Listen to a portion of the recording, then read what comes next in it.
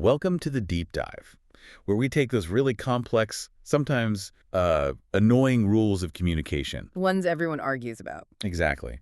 And we try to turn them into, well, useful knowledge, stuff you can actually use. And today, oh boy, are we wading into a big one. Probably the most critiqued structure in English grammar. Has to be. The passive voice. hmm If you've ever, done a writing workshop or edited a technical paper or even just glanced at a style guide, You've heard it. Avoid the passive voice, like gospel. it gets hammered home, doesn't it? Avoid it. Avoid Yeah, it. it's got this awful reputation, right? People say it's wordy, it's weak, kind of boring. And the worst one, maybe? Evasive, like you're hiding something. Yeah, that's a big criticism. But okay, here's our mission for this deep dive, what we really want to get across. Let's do it. We want to show you that the passive voice isn't some kind of grammatical mistake. You should always just, delete. Right. It's not an error. It's actually a tool, a really specific, sometimes powerful tool. And if you use it deliberately, on purpose. It lets you do some really important things, like shifting focus or sounding objective, making sure your main point really lands. Exactly. Our listeners, you guys, you need to get past that simple, just avoid it rule. It's not just about spotting it to correct it. No, it's about knowing when and how to actually use it yourself, strategically. So we're going to break down the 5 key situations, the essential ones, where passive voice isn't just okay, it's actually better. Yeah. Sometimes it's even the only logical choice for clarity. Yeah, clarity and conciseness, surprisingly enough, because good communication fundamentally is about respecting the audience, right? Your reader's time, their attention. And knowing how passive voice works helps you avoid just dumping too much information or putting the emphasis in the wrong place. Right, so we're digging into this idea of voice. It sounds fancy, but it's basically how the verb shows the relationship between the subject and the action. Who's doing what to whom? Pretty much. And specifically, how the passive voice lets us deliberately focus on the action or the result. Maybe more than the person or thing doing the action. Okay, let's get into it then. The core difference first. Action versus actor. Right, so voice. Grammatical voice. Let's just pin that down first. Yeah, basically, it's all about the verb's form. That form tells you if the subject of the sentence is doing the action. Or if the action is being done to the subject. Exactly. Active voice is the default. It's what we mostly use. It's direct, usually feels more energetic. The subject is the agent, the doer. Right. The subject performs the verb. So, okay, let's use that Trump-Putin example you mentioned earlier, just to see the structure clearly. Sure. So active voice. Putin is inviting Donald Trump to the party. Okay. Subject, Putin. Mm. Verb is inviting. He's doing the action. Clear. Direct. Very clear. Now, flip it. Passive voice. The relationship changes. The action is done to the grammatical subject. So the subject isn't the doer anymore, they're the receiver. The action happens to them. Precisely. So if we take that same idea... It becomes Donald Trump is being invited by Putin. Perfect. Now, the subject is Donald Trump, but he's not doing the inviting, is he? No, he's receiving the invitation.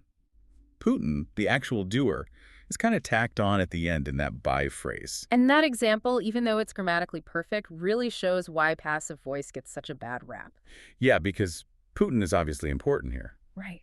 When the doer is known and they're relevant, sticking them in a by phrase, or worse, leaving them out entirely, well, it often makes the sentence feel clunky. Indirect.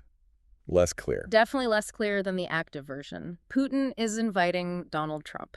That just flows better when the doer matters. And I guess that's the heart of the usual advice, isn't it? Avoid passive because, well, a lot of the time active is just cleaner, more direct, maybe shorter. Especially for maybe less experienced writers, they sometimes reach for passive voice thinking it sounds more, I don't know, academic or formal. Yeah, trying to sound fancy. But they just end up sounding awkward because they're using it in a situation where the active voice would be perfectly fine, even better. Okay, so the passive only sounds bad when it's used unnecessarily. Exactly. The tool itself isn't broken. It's about when and why you pick it up. It's a strategic choice. Wow. You use it when the active voice structure would actually fail you. Fail you how? When active voice would put the emphasis on the wrong thing, when it wouldn't highlight the most critical part of your message. Gotcha. So that brings us to those strategic moments. The times when passive voice isn't just allowed, it's required. The 5 essential applications. Let's dig in. Okay. The big idea behind all 5 of these uses is about controlling focus intentionally. You're deciding what the reader should pay most attention to. Right. You use passive when the sentence needs to be about what happened, the action, the result, and you want to deliberately downplay or even completely remove the who did it part. The doer gets sidelined. Okay, situation number 1. This one feels pretty intuitive, I think. You use passive when you either genuinely don't know who did the action, You just don't have the info. or you know who did it, but it's just completely irrelevant to the point you're making. Exactly. Think about like a crime report or an insurance claim form, maybe. The focus is squarely on the event, right? Yeah, what happened? So last night, his phone was stolen. Boom. Emphasis is on the phone, the fact it's gone. Right, if you had to force it into active voice, what would you even say? Someone stole his phone. Exactly. Someone stole his phone, and that someone is just empty information. It adds words, but no real meaning. A bit vague, too. Yeah, maybe even sounds a bit unprofessional depending on the context. Whereas the phone was stolen is clean, direct. It accurately reflects that the thief is unknown at that moment. Okay, makes sense. What about, like, technical stuff? System outages. Oh, perfect example. The internet was shut down. What's the important news there? That the internet is down. Right, the outage itself is the story. Unless, the specific sysadmin who tripped over the cable is the main character, forcing the active voice like, network operators shut down the internet. That shifts the focus to the operators. Exactly, when the real point is the service disruption. Passive voice, the internet was shut down, keeps the focus right where you need it, on the internet connection itself, the thing that received the action. That also feels more neutral, maybe. If you say operators shut it down, it sounds like they did it on purpose. That's a great point. It avoids implying intent. If the system crashed because of a bug, saying the system was shut down is just factually reporting the outcome. It doesn't prematurely blame anyone or anything. Focus on the result, not the potentially unknown cause. Okay, situation 2. This one seems to be about not stating the blindingly obvious. Haha. Yeah, basically. It's about conciseness and respecting your reader's intelligence. If the context makes it totally clear who must have done the action, Like in a specific field or situation? then actually naming them is just redundant. It adds clutter.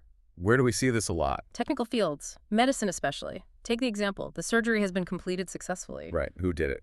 Obviously the surgeons, the medical team. Exactly. So writing, the doctors completed the surgery successfully, while grammatically fine, is just wordier. The reader already knows it was doctors. It's cognitive load you don't need. Right. The passive form, the surgery has been completed, lets the reader focus entirely on the important part, the outcome. Was it successful? Okay. What about non-medical stuff? Think about public works. The road is being repaired. Who's doing it? Road workers, construction crew, obvious. Right. Saying the road crew is repairing the road isn't wrong, but the road is being repaired is just more efficient. It focuses on the road, the public service. Huh. So passive voice can actually make things shorter and more concise here. Exactly. Which kind of flies in the face of the usual complaint that passive is always wordy. Here, it's the leanest option. Give me one more. Okay. Every year, taxes are collected. Government, tax authority, IRS, whatever. We all get it. The passive structure puts the focus on the act of taxation, the system, which is usually the point in, say, an economics discussion, not on the specific agency collecting it that year. All right, situation 3. This feels like it's moving beyond just efficiency, maybe? Yeah, I think so. This is where passive voice becomes almost a rhetorical necessity, especially in academic writing history, science, technical reports. Why there specifically? Because in those fields, often the thing being studied or the result of an action is way more important than the person who did the work. And the start of the sentence gets the most attention. Exactly. The grammatical subject carries the most weight psychologically. So if you're reporting scientific data, the data needs to be the star, the subject. Okay, like the example from the source. Right. The samples have been collected from 50 students, if that's kicking off your research findings section. The crucial info is the samples and how many students. Precisely. Who collected them? Was it Dr. Smith? Was it a grad student? Usually for the scientific conclusion, that's irrelevant. The passive voice keeps the focus on the data itself. It almost makes it sound more objective too, doesn't it? Like the data just is. That's a really key insight. It removes the human hand, so to speak. It lends this air of objectivity, universality. The finding seems less like one person's effort and more like a discovered fact. Which is probably why history uses it so much. Absolutely.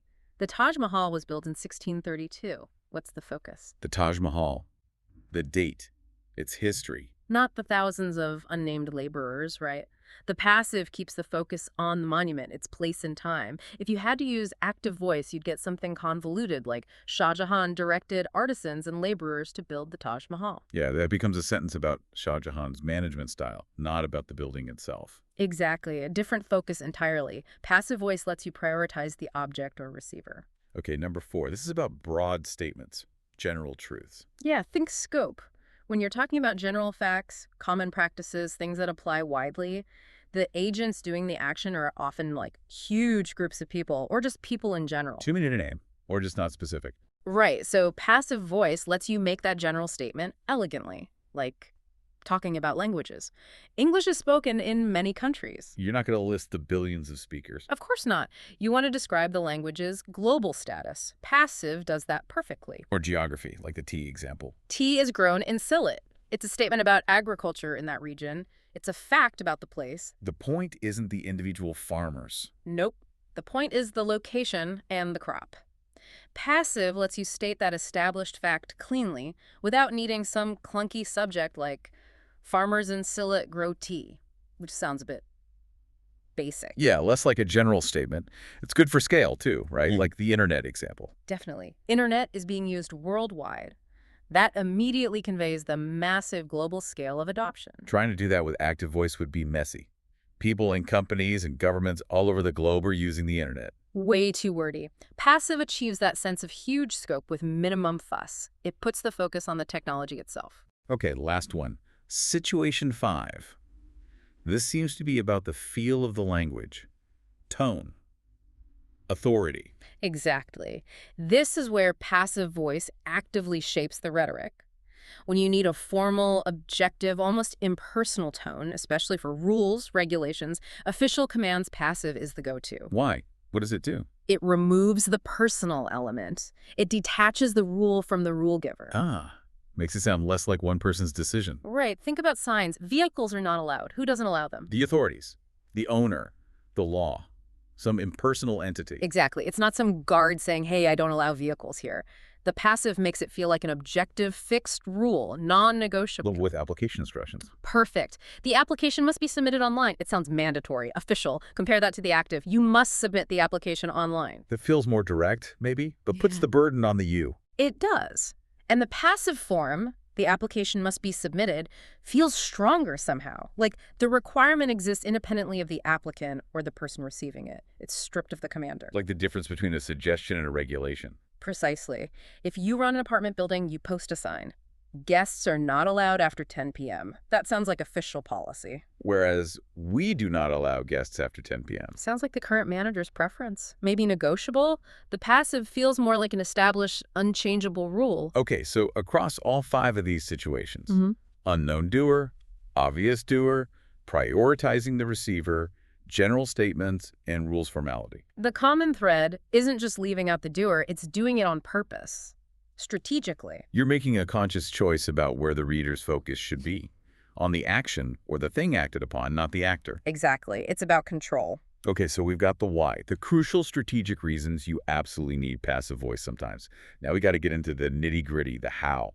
The mechanics, yeah, this is important because passive voice isn't loosey-goosey. It has a very specific, required structure. Right, you can't just wing it. No. So the core ingredients, hashtag the core structure, and the by exception. 2 things, always, non-negotiable. First, you need some form of the verb to be. Like am, is, are, was, were, be, being, being, one of those. And second, you need the past participle of the main action verb. Which people sometimes call V3, right? The third form, like break, broke, broken. Yeah. Or write, wrote, written. Or clean, clean, cleaned. Exactly. It doesn't matter what tense you're in, the main verb in a passive sentence always takes that past participle form. Okay, to be verb plus past participle, V3. Got it. And now we need to talk properly about that by phrase. We mentioned it earlier. Great, the by Putin bit. Yeah. So while usually the whole point of passive is to ditch the doer, Sometimes you do need to mention them. rarely, but yes, you can include the doer using the structure by plus doer. Donald Trump is being invited by Putin. But, and this is the big but, If the doer is actually important enough that you feel you must include them, 9 times out of 10, the active voice is just going to be better, clearer, simpler. Putin is inviting Donald Trump. Yeah. Easier to process. Way easier. So reserve that by phrase for really specific, rare cases. Maybe the active subject would be super long and awkward at the start of the sentence, for instance. Otherwise, if the doer matters, use active. Okay, let's walk through the tenses. How does this structure actually change? Let's stick with a simple example.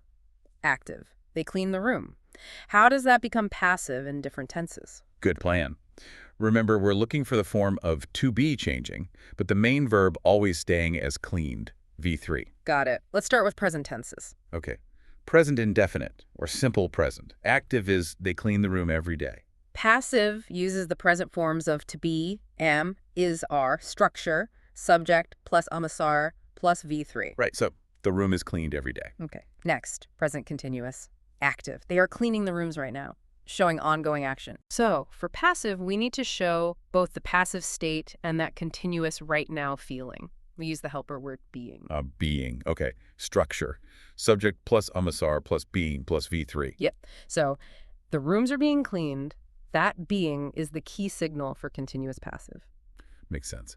Then, present perfect. Active. They have cleaned the room already. Completed action with present relevance. This needs the perfect helper, have or has, plus another special passive marker, been. Been, okay. Yeah. Structure, subject plus have has, plus been plus V3. So, the room has been cleaned. The been tells you it's perfect tense passive. Okay, present covered. Moving to the past. Same logic. Change the to be verb, keep B3. Exactly. Past indefinite or simple past active. They cleaned the room last week. Passive use of the past forms of to be, was, were. Structure, subject plus ones plus V3. So, the room was cleaned last week. Simple enough. Past continuous. Ah! Active. They were cleaning the room when I called. Ongoing action in the past. Again, we need that continuous marker, being. But this time after the past to be verb. Structure. Subject plus was were plus being plus V3. Got it. The room was being cleaned when I called. Perfect. And past perfect. Active. They had cleaned the room before he woke up. Action completed before another past action. Needs the past perfect helper, had, plus the passive marker, been. Structure. Subject plus had plus been plus V3. Right. The room had been cleaned before he woke up. Phew. Okay, one main tense category left. Future. Future's usually simpler. Future indefinite or simple future. Active. They will clean the room tomorrow. Passive uses the modal will plus the basic form of the passive. Subject plus will plus be plus V3. Exactly. The room will be cleaned tomorrow. Nice and clean. Hashtag tag modal construction. You mentioned modals. This ties into situation 5, right? Rules and commands often use modals like should, must, can, may. How do they work in passive? Very systematically, actually. It's always the same pattern. Oh, yes. You take your modal verb, whatever it is, should, must, can, might, and you follow it immediately with the base form be, and then your V3 past participle. So always. Subject plus modal plus be plus V3. Always. The report must be finished. Mistakes can be corrected. The policy should be reviewed. That structure really does sound formal and direct, doesn't it? You can see why it's used for rules. Absolutely. It carries that weight of authority or necessity. Okay, you hinted at an exception earlier. A tricky bit. Ah, yes. The fly in the ointment. We need to put up a big warning sign for the perfect continuous tenses. Present perfect continuous, past perfect continuous, future perfect continuous. Right. Well, you could technically construct a passive form for these. Just don't. Please don't. Why not? What happens? It just sounds awful, really clunky and unnatural. You end up with the dreaded been-being combination. Been being. Say that again. Try saying the sentence smoothly. The room has been being cleaned since morning. Oof. Yeah. Has been being clean. That's mouthful. And not in the good way. Exactly. It trips off the tongue like a ton of bricks, hard to read, even harder to say. It just screams grammatically awkward. So rule is just avoid passive imperfect continuous tenses altogether. Pretty much. That's the standard advice and honestly the best advice. But wait. What if you're in one of those situations where passive would normally be the right choice? Like the doer is unknown, but the action has been happening continuously. That's the dilemma. If you need that perfect continuous meaning, started in the past, still ongoing, you basically have to stick with the active voice. Even if the doer is unknown. Yeah. In that specific case, you bring in a generic subject, like someone, or maybe they. So instead of that horrible, the room has been being cleaned. You'd say. Someone has been cleaning the room since morning. Notice the has, singular, because someone is singular. Okay. So you use active voice with the generic subject, like someone. It maintains the tense correctly without sounding completely bizarre. Exactly. It's the practical workaround. Keep the meaning, keep the tense, but avoid the been being train wreck. Hashtag outro. So we started off talking about this really common, almost knee-jerk advice. Avoid passive voice. Yeah, just get rid of it. But hopefully we've shown it's much more nuanced than that. We've built up this kind of strategic toolkit. Showing exactly when you need it, why you need it, and how to actually build it correctly. Right. So now, hopefully, passive voice shifts from being this thing you accidentally do and then feel bad about Into a deliberate, conscious choice you make as a writer or speaker. A powerful choice. Yeah, essential sometimes for objectivity, for conciseness in certain contexts, for that formal tone, especially when what the action or the receiver is just plain more important than the who. Knowing how it works, how to build it, gives you control. Control over your reader's focus. You can decide, do I highlight the actor or do I deliberately push them into the background? Exactly. You're equipped now to make that strategic call. And, that power, that strategic choice, brings us to our final thought. Something for you, the listener, to maybe chew on. Okay. If passive voice is the main tool we have to deliberately remove the doer from the picture, what does it mean when someone chooses not to use it? Or maybe, more pointedly, what responsibility comes with choosing to use it? Ah, yeah. Thinking about situations where maybe the actor should be highlighted, or vice versa. Exactly. Think about really high-stakes communication, politics, corporate statements after something goes wrong. That choice between active and passive can be huge, can't it? It can be the difference between taking responsibility and, well, dodging it. Totally. So next time you hear that classic phrase from a politician or a CEO, you know the one, mistakes are made. Passive voice right there. Notice the missing actor. Instead of the active, accountable version, we made mistakes. Remember what's happening grammatically. That's not an accident. No, that's a strategic deployment of the passive voice, deliberately hiding the agent, obscuring who is actually responsible. They know the rules. They know the effect. And now you do too. That choice isn't just about grammar, it's strategy. It's rhetoric in action. Something to watch out for. Definitely something to think about. Well, thank you for joining us for this deep dive. Yeah, great discussion. We'll catch you next time.